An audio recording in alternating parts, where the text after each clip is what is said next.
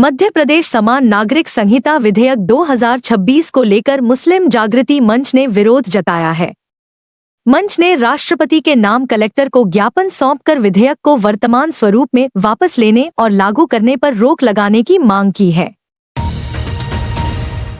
ज्ञापन में मुस्लिम जागृति मंच ने दावा किया है कि समान नागरिक संहिता के प्रावधान धार्मिक स्वतंत्रता, सांस्कृतिक अधिकार और व्यक्तिगत कानूनों को प्रभावित कर सकते हैं। मंच ने संविधान के अनुच्छेद 25, 26 और 29 फीट में दिए अधिकारों का भी हवाला दिया है। ज्ञापन में विवाह, निकाह, तलाक, उत्तराधिकार और वसीयत से जुड़े प्रावधानों पर भी आपत्ति जताई गई है। मंच ने दावा किया है कि विधेयक के प्रावधान मुस्लिम पर्सनल लॉ से जुड़े कई मामलों को प्रभावित करेंगे। मंच ने विशेष रूप से फर्स्ट कजिन से विवाह पर रोक, विवाह पंजीकरण की अनिवार्यता, तलाक की प्रक्रिया और उत्तराधिकार से जुड़े प्रस्तावित प्रावधानों का विरोध किया है। ज्ञापन में कहा गया है कि इन प्रावधानों पर प्रभावित समुदायों के साथ व्यापक और सार्थक परामर्श किया जाना चाहिए। मुस्लिम जागृति मंच की प्रमुख मांगों में मध्य प्रदेश समान नागरिक संहिता विधेयक 2026 को वापस लेना, नागरिकों के मौलिक अधिकारों की रक्षा करना और व्यक्तिगत कानूनों में किसी भी बदलाव से पहले संबंधित समुदायों से व्यापक परामर्श करना शामिल है। मध्य प्रदेश सरकार ने समान नागरिक संहिता का जो बिल है वो पारित कर दी और राष्ट्रपति जी को भेजा गया है। उनकी मुहर के बाद ये कानून बन जाएगा।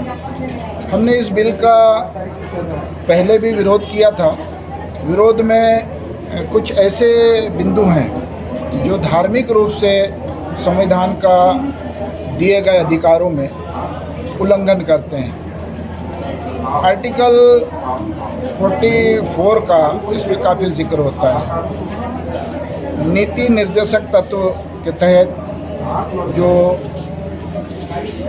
अधिकार संविधान ने मुसलमानों को दिए हुए, अल्पसंख्यक लोगों को दिए हुए हैं, वो उससे वंचित हो रहे हैं। आर्टिकल 14, आर्टिकल 90, आर्टिकल 25, 26, 28, 32, यहाँ तक कि पूरा कंटिन्यू पढ़ेंगे तो हम 44 तक के जब जाते हैं तो ये जो संविधान ने राइट्स हमको दिया हुआ है मुसलमानों को, उसका उल्लंघन होता है। हमारे समाज में धार्मिक रूप से हम सगी बहन से, सगी भांजी से, सगी भतीजी से, माँ से, मौसी से, इनसे निकाह नहीं कर सकते, अर्थात शादी नहीं कर सकते। अब जो चचेरी, ममेरी, फुफीरी जो बहनें हैं, इनसे जो हमारे यहाँ धार्मिक रूप से शादियाँ होती थी, उसको इसमें प्रतिबंधित कर दिया। प्रतिबंध के अलावा इसको उन्होंने अपराध घोषित कर दिया। तो ये आपराधिक प्रकरण उन पर लगेगा अगर जो रिश्ते होंगे। अगर हम इसका दूसरा स्टैटिक रूप से देखें देश की संख्या के हिसाब से, तो आधी आबादी महिलाओं की है, आधी आबादी पुरुष की है। और अगर हम रेशो देखें इंडेक्स को, तो 1000 पुरुष के ऊपर 933 महिलाएं हैं। तो जो डेमोग्राफी है वो एकदम बदल जाएगी। तो जो धर्म की आज़ादी जिसको जैसी मिली हुई है, जो संविधान ने दिया हुआ है, उसको उसके मुताबिक करना चाहिए। हमारा देश बहुत ही अलग अलग धर्मों से, अलग अलग संस्कृति से बना हुआ देश है। बहुत सारे अधिकार आदिवासियों को हैं, बहुत सारे अधिकार आदिवासियों को नहीं है। उनको छूट दे दिया कि वो अपनी धार्मिक रीति रिवाज के हिसाब से करें। तो फिर ये समान नागरिक संहिता नहीं हो सकती। जब एक देश और एक कानून होगा तो एक जैसा हो। सरकार ने कह दी कि जो आप शादी करेंगे उसका पंजीयन कराना होगा। इस्लामी एक ऐसा धर्म था जहाँ पर शादी का रिकॉर्ड होता था, बाकी किसी और धर्म में शादी का रिकॉर्ड नहीं होते रहे। अब ये समान नागरिक संहिता में ऐसा उसको ऑफेंसिव अपराध बना दिया कि अगर आप 60 दिन में रजिस्ट्रेशन नहीं कराएंगे तो आप पे 5000 से लेकर 25,000 रुपये तक का जुर्माना होगा। कितना एकदम अनैतिक कानून है ये हमारे धार्मिक अधिकारों का हनन करता है।